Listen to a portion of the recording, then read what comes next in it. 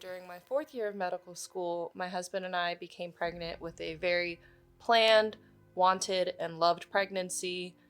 We made it up to 19 weeks, and then at our anatomy scan, we found that my daughter had no brain structures.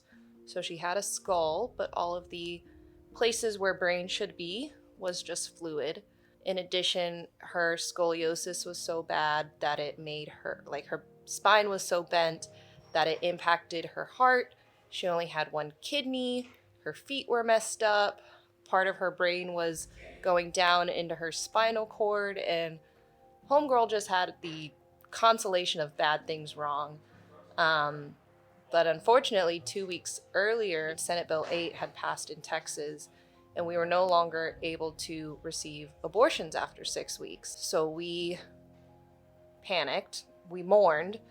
We had about 4 minutes to mourn until we had to start making plans to go out of state to get care.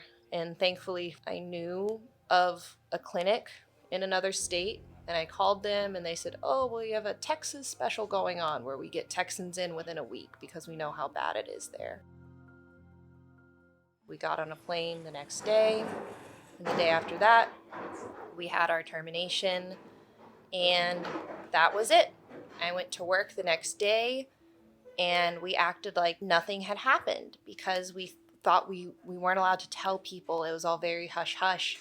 Even though we did everything legally, it felt criminal because everything that was going on in Texas, it was being criminalized. And as a Texan, I didn't know if I would be criminalized. So we just went about our day like nothing happened. But on the inside, it was horrible. And to this day, it's horrible. And every time I reflect on it and reflect on the care that people are able to get out of state, it just further re-traumatizes and gut wrenches you, because this is not how medicine should be.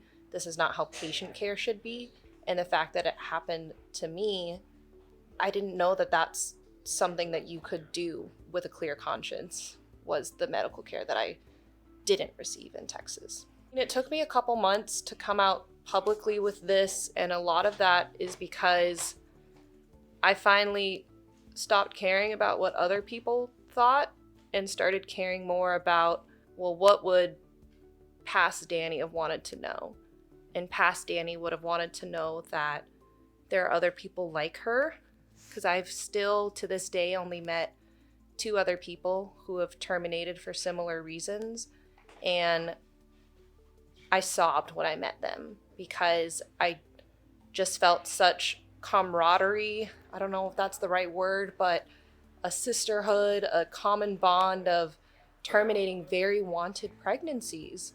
And even just apart from terminating, just other lost moms, we've all bonded, and miscarriage and stillbirth have become more talked about and not accepted in society, but people talk about it more.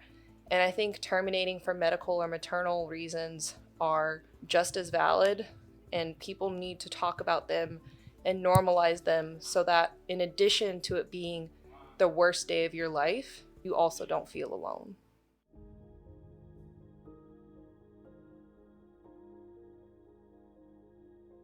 I hope that people don't have to leave their state or leave their provider. I hope that every provider in Texas knows how to do abortions, and I hope that you don't have to leave your zip code to get an abortion.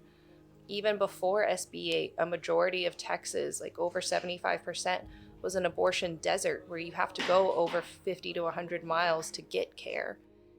And my hope in the future, in the perfect Texas, is that you can just get an abortion and you don't have to jump through 20 different hoops, and you don't have to have a 48-hour waiting period or pay thousands of extra dollars to leave your state and find a new provider that you've never met before.